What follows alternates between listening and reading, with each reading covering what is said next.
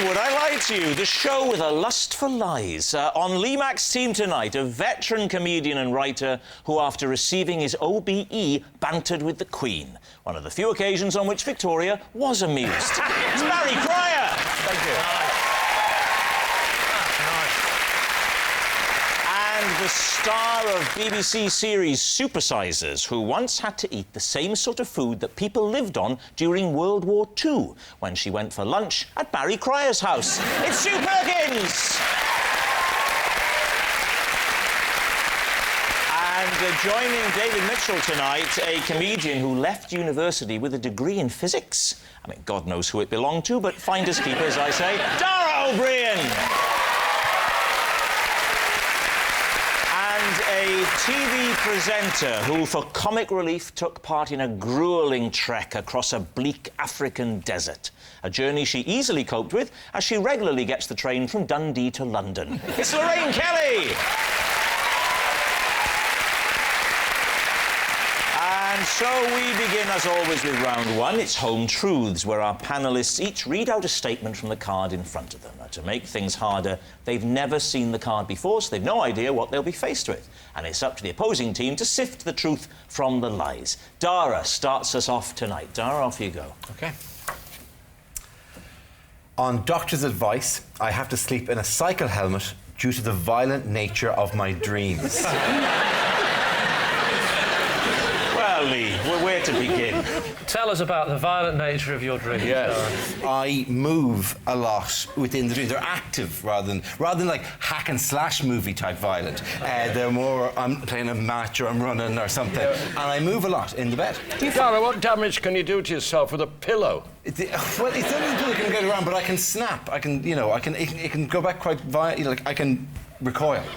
What does your wife think? Do you share a bed? I do share a bed, yes. When did the doctor prescribe the helmet? It was during my teenage years. It was late teens, whatever, that stage that it began to... That is the age when you start tossing and turning. Yes. No, I'm not having that. If I can't make an innocent comment, please, this isn't Never Mind Your Buzzcocks. I dreamt, this is true, I dreamt the other night that I was being spooned, I was the spoonee, with a lion. Seriously, and I could feel its big, hairy arms and its legs, well, they're all legs, aren't they? All legs around me, and I could feel it, and I could smell it, and it was so vivid, and I liked it. So the last thing I would have done is lash out because I was feared for my life. Yeah, but I didn't have that dream. You feared for your life and you liked it. It was a lion! I thought when you said you liked it, you must have in some way thought you were safe with this lion. But it was actually the fear that you liked. We've all had experiences in bed, David, where we are simultaneously afraid and excited. Yeah? So, Dara, back to the image. Yeah. What do you wear in bed? Other than that? Yeah. Pyjamas and a T-shirt. It's a lovely look. The pyjama with the jacket. I don't wear the jacket, though. No. Unnecessarily as if you wear a blazer in bed, it would clash with your cycle helmet. It is odd, isn't it, the way pyjamas have a collar that could take a tie. Yeah, back to the cycle helmet. It's Petr Cech, the goalkeeper for Chelsea, right? You better explain to David who Yeah. There's a footballer called Petr Cech who got kicked in the head once, right? Okay, the goalkeeper's the one that owns the club, right? Gets him, yeah. Anyway, got kicked in the head, and he wears a kind of a padded head. It's very similar to that, like, because, you know, and if you've had a previous head injury, and I had if you've had a knock in the past... What was your previous head injury? I literally fell off a bike when I was a teenager. I went off a bike and... How ironic, they make you wear a cycle helmet to remind you of that terrible day. When did you start wearing the cycle helmet in bed? That was when I was 16. So you've been wearing it in bed since you were 16? Yeah. How old are you now? 39. So obviously on your honeymoon night you wore it, did you? She was used to that. She'd seen it, yeah. So every night? I've heard of safe sex. During sex? During sex are you wearing it? Because then you're really thrashing around, aren't you? Lee, do you presume that there's no gap between the end of sex and sleep that I couldn't then go, oh, that was magic? You know what? That, to me, is more disturbing. That was marvellous, Dick. What the hell are you putting on your head?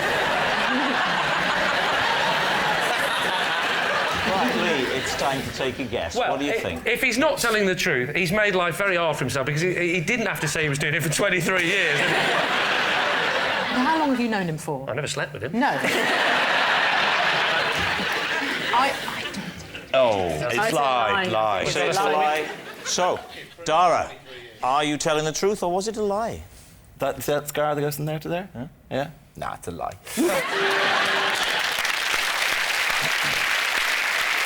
It's a lie. Dara wasn't advised to sleep in a cycle helmet because of the violent nature of his dreams. Lorraine, you're up next.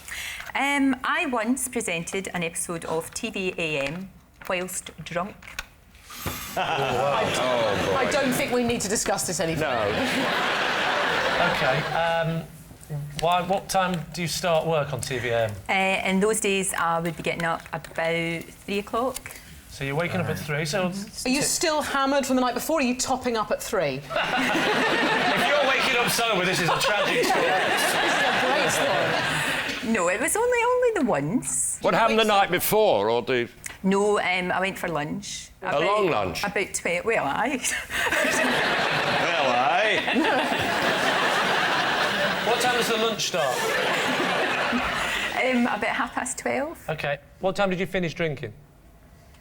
About 3 o'clock. 3 o'clock in the morning? So you've drunk all the way through till 3 o'clock in the morning? That's a big lunch. But hang on, that's your wake-up time, isn't it? Yeah. So you've not slept? It was an all-nighter? Yeah. So you at 3 o'clock, you're drinking from 12 till 3 in the morning, and you go to work now, lads. See you later, I'm on telly. Lorraine Kelly, Yes. who were you with? Who was I with? Who were you I was celebrating with John Hannah, the actor. John Hannah, the actor. Because John... Oh, stop the clocks. Exactly. And we kind of did. And all of his friends. And he was celebrating the fact that he'd got the part in 4 Weddings and a Was he Funeral. really? Isn't that... Well, if this... I hope this is true now, because that's a lovely story. I know. And you went Well, drinking... it's a sort of lovely story that she turned up drunk on air after a 19-hour drinking session. It's quite heartwarming. But I could have phoned in not well. I could have phoned in and said... Yes. Oh, yeah, It's we a appreciate you're a professional. professionalism. Thank you. What might we have noticed about Lorraine Kelly that morning? Oh, no. Absolutely. Did you have your absolutely top fine. on? I did. Nobody would ever have known. Nobody did know. But when you say drunk, it sounds like... I mean, drunk's a big word. Yeah. You know that way you can drink yourself sober? Yes, I do. Thank you. You're that kind of woman. But you can drink yourself sober. You can actually... I don't think you can, You by the way. can! I don't think you can, kids. No, she's right. What do they say Mummy, about... do you know what Lorraine Kelly's just said on television? You can't drink yourself slow. Yes, you can. You're right, Lorraine. Thank you, Barry. You can. Yeah, you're right. So, Lee's team, what do you think? What do we think, Barry? Is this true or a lie? I'm an old-fashioned gent. I'm sorry to say, I think it's true. Sorry, Lorraine. Do you think it's true? I think so, yeah. OK, we'll say it's true. You're saying it's true. Lorraine? Shaking her head. As if I would do such a thing as that. It's true.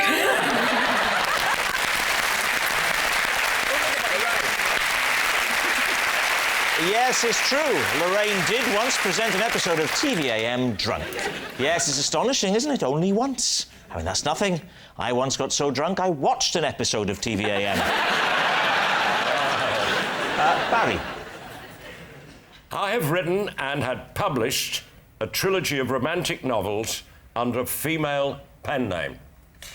OK. What's the female pen name, Barry? Mary Windsor. Mary Windsor. Mary Windsor? Yeah. And what stage in your career was this? Early. So I'd written, done one book of anecdotes, and the publisher said they fancied doing a sort of Barbara Cartland, you know, a sort of one of those. Oh, were the anecdotes particularly romantic in your book? No, not originally. I don't know why they chose me, but I went for it, and I got away with 3 of them, which didn't sell. Obviously, nobody's heard of them. But Were they linked, by the way? Was it a trilogy, or were they, was it the same story? No, there were 3 separate stories. Great. So that's all 3 plots, please, off the cuff. Yes. number one. Yes, book number one was a shameless rip-off of Lady Chatterley's Lover. It was about a guy who worked on the estate and the lady of the manor. It was just blatant. And what was it called, Barry? What was the title of that one? My Land. It was a quotation from the lady of the manor who said it at a crucial point in the plot. Oh, how crucial. On their first falling out. They become lovers, and then it became very tense and something, and then she became very autocratic with him. And it was a very moving moment, if I say so myself.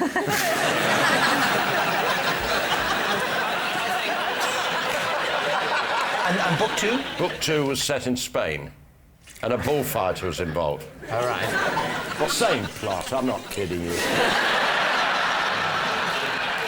Was book two called My Bull?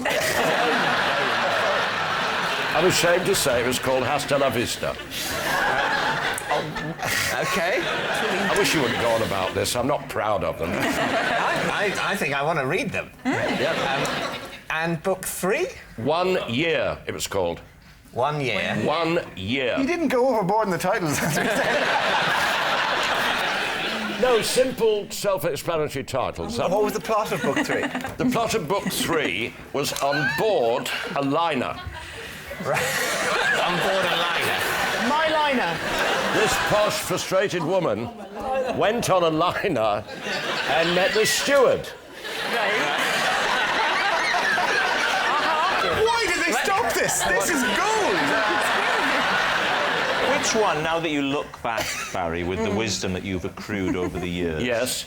Which one are you proudest of? The third one, because I was starting to get the hang of it. But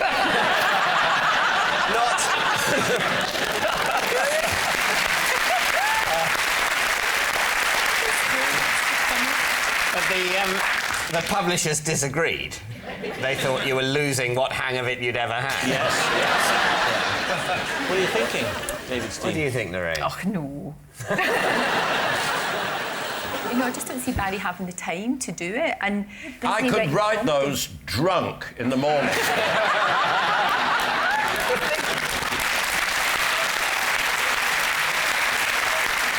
No, we think it's a lie, don't we? it's probably It's a Sure? lie, yeah. I think it's a Yeah. lie.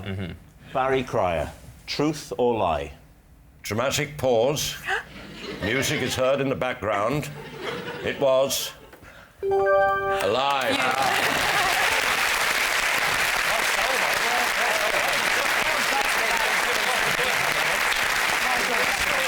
It's a lie. Barry hasn't written a trilogy of romantic novels under a female pen name. I love romantic fiction. And the new Jilly Cooper book features a highly sexed woman who makes love in the strangest of places. It's on the shelves Monday, hanging from a chandelier Tuesday, and top of the wardrobe Wednesday. Our next round is called This Is My, where we bring on a mystery guest who has a close connection to one of our panellists. So please welcome this week's special guest, Rod.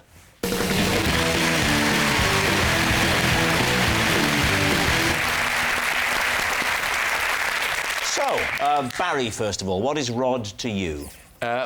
This is Rod. He drives my favourite bus, and whenever I see it, I shout, "Hello, darling!" Sue, how do you know Rod? This is lovely Rod, who's my local butcher, and when I won Maestro, he had a whole pig in the window, and he stuck my face on its face, and he put a little conducting baton in its trotters to celebrate. And finally, Lee, your relationship with Rod? This is Rod, and after we accidentally took each other's baggage from the carousel, I ended up having to wear his clothes for 3 days on holiday. So there we have it. Barry's bus driver, Sue's creative butcher, or Lee's unlucky holiday goer. David, off we go. So your local butcher... Yes. You got to know him quite well before you were sort of represented in pig form. For about 7 years, off and on. And is this like a posh butcher's, basically? Oh, no. What do you mean by posh Well, butcher? I basically think going to a butcher's is quite posh. Yeah. On the basis that most people buy meat at supermarkets, don't they? Well, no, the butcher's en route to the tube, so I've always gone. And If also you I've need some meat to gnaw on the tube. Tube. That's where you're... basically, it's on that route, so I always say hello, and there's 3 of them that work there, of which Rod's one. And also, I've got dogs, so they always give me bones for the dogs.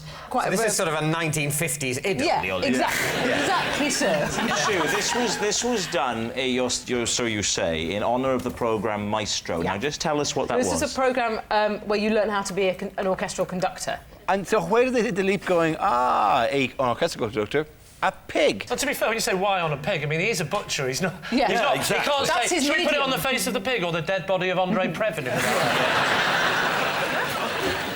How was your face done? Was it like a colour printout? Yeah, like something they've got off the internet. So it's quite pixelated. Not pixelated. I think you mean low resolution. That's what I mean. Not like Otherwise, smiley it would face. be people would sort of go, "That's clearly the pixelated face of Sue Perkins on there." Moving on to what number bus is it, Barry? H14, Hatch End to Norfolk Park Hospital. Right. And in reverse. No, he doesn't drive in reverse. And I don't shout hello, darling, at Rod, nothing personal, Rod. I shout it at the bus because it's my friend. You shout it when the H14 drives past. So when you're planning to get on it, Yes, then at what point do you shout, "Hello, darling"? I'm a creature of whim. It might be early, it might be late, it might be when I'm getting on. I want to vary it. Do you add, "I'm coming in, darling"? No, there's no foreplay. Right, well... David, what about Lee's claim? So where were you going on holiday? Thailand. Right. Me and Rod have got our bags mixed up on the carousel, and so as a result of that, I had to wear his clothes for 3 days. Where did you fly to? Bangkok? Flew to Bangkok, yeah. Right. You didn't have proper labels on your case? Absolutely Well, correct. that was very remiss. Well, it was a remiss. Ooh. It was Lorraine, Say it was that again. remiss, or I'm lying, Aye. wasn't it? Yeah. In which case, it wasn't remiss. Okay. So, think so it would be just to clarify, Lee, are you still saying this is true, or has the very suggestion that you might be remiss made you abandon I'm not, any no. attempt at playing this I game? will not be- I'm not going to be called remiss. Okay, it's nonsense. It's nonsense. I'm not a fool. I actually label my luggage very carefully. I think that's very important, but I'm not for a moment going to pretend otherwise.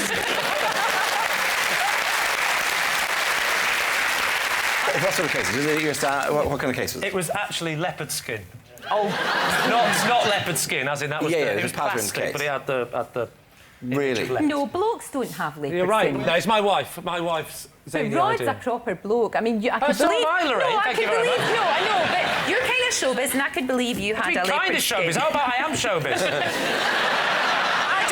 I don't think Rod would Remiss, have... kind of showbiz. I'm really coming for you, Kate. Not a proper man. Hang on, so there are two men of exact same build, both travelling to Bangkok on the same flight with leopard skin suitcases. People swap bags all the time, right? But they bring them back to the airport, or they get somebody at the hotel to bring them back to the airport, and they buy replacement clothes. That's They don't right. go, I will now assume the identity.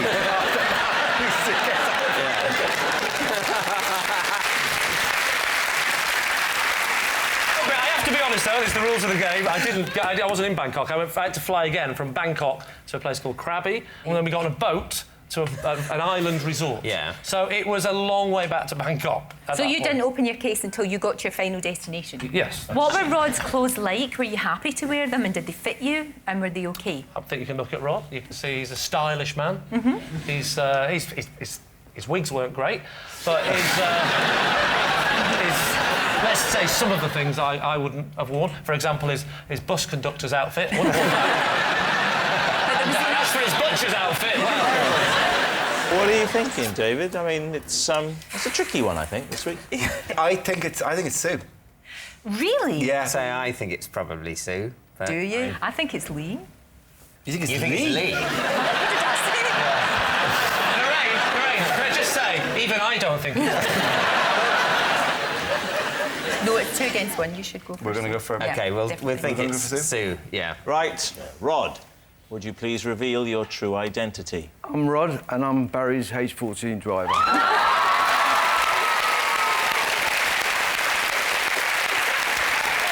Ladies and gentlemen, Rod.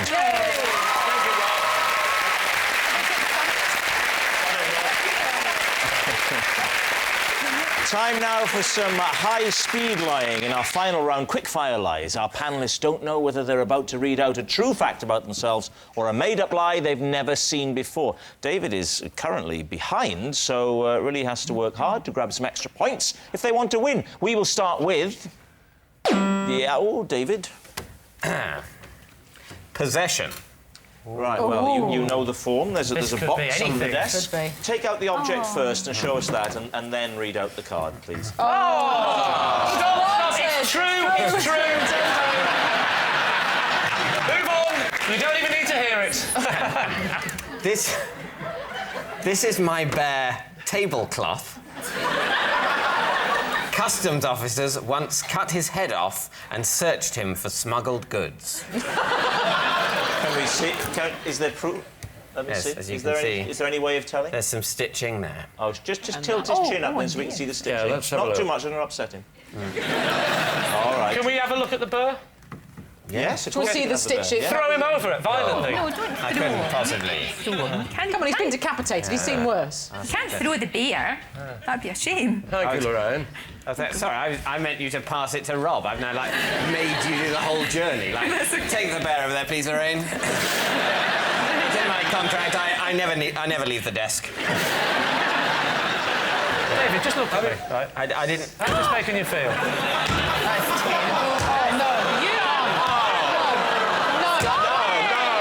That's really terrible. Isn't it awful? How he feels. Really is. He's had his head cut off and his sting ripped open. How can that possibly upset him? Dave, why did you call this bear tablecloth? Yes. Because when I was very little, he had a little jacket made out of a tablecloth. So Dave, If this turns out to be a lie, you are a shameless little light entertainer. Coming from you, Lee, that is a compliment. Where was the customs? Where were we going from or to? Or? We were going back from Minorca. What did they say they were looking for? I imagine it was a sort of a spot check. did you see them carving the head off? Was it happening in front of you on the table, on the... No, I'm glad to say I was shielded from that moment. David, I'm going off this story. You heartless bastard. Sorry, tablecloth. What? Do it to him. Yeah. Smash his face Give on me the bear. Oh, I'm taking the bear into care. You're about to do an appeal. Was there any reason why they didn't check the arms and legs? yeah. I don't know. I should have asked them to. I should have said, call that thorough. What's that? I've done this before. What's that you say? You say it's time for Lee's team to take a guess. All right. What do you think? Maybe he's in denial, and the truth is he, as an adult, was searched for drugs, and he's so traumatised by what they did to him. Yeah. He's had to create a teddy bear and put it all onto him. Show us on the teddy bear what they did to the customer. Show us on the teddy bear where they've shoved their fist. I just... That's why the bear's hands are like that. OK, we can say lie, are we, Sue? I think so. Lie. I think OK. so. I don't think I can argue Lie. with that. So lie. OK, David. Well, it is a lie.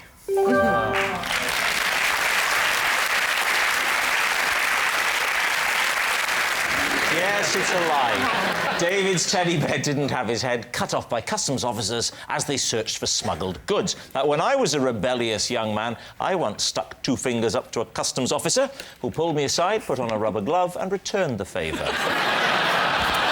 Next. It's Lee. Lee's go. Possession.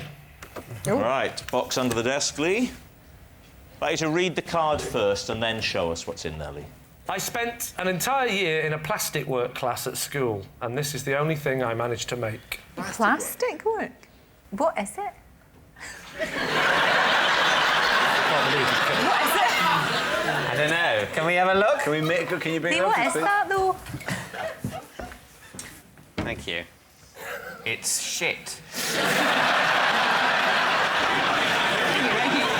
You bastard, and I treated your teddy bear with such respect. What is it, though? Ironically, it's a luggage tag. Is it a luggage tag? It's a keyring. It's a keyring, right? Oh, is it a keyring? What is it? Are you a big sports fan, are you? I do follow football. Yeah, which team do you follow? I follow Blackburn Rovers. Blackburn Rovers. Gee, Blackburn doesn't begin with an L, does it? What was the LFC? It was Liberace for Chancellor.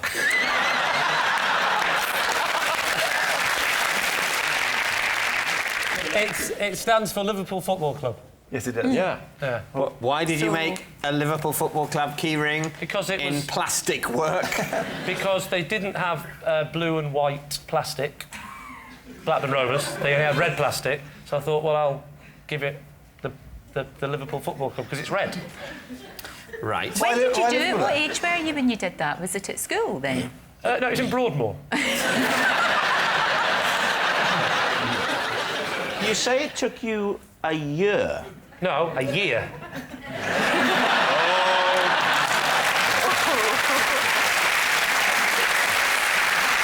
I mean, I've never heard of plastic work. I know, well, the thing is, in 1982, plastic was the future.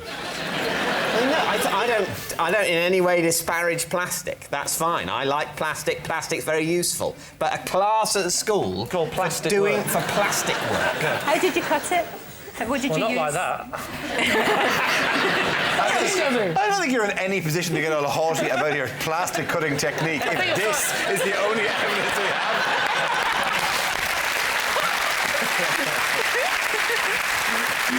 I must say, I don't believe this, but I'd love to know what this object is and who made it and why. But I think we think it's a lie. Oh, a lie. No, A lie. totally. Saying it's a lie. Totally. OK, they say it's a lie. Lee, is it a truth or is it a lie? It is, in fact, true.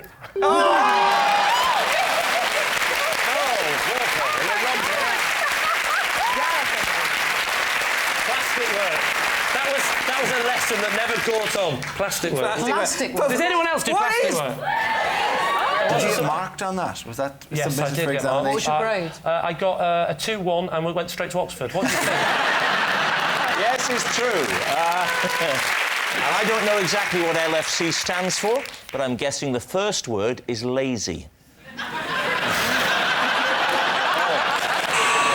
And that noise signals time is up, and it's the end of the show, and I can reveal that David's team have a pathetic 3 points, and Lee's team has trounced home with 8.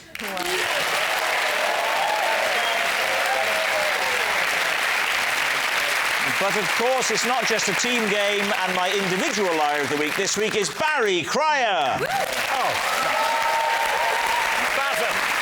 Yes, Barry Cryer, who hasn't lied so much since he typed the words new material at the top of a page of jokes. Good night.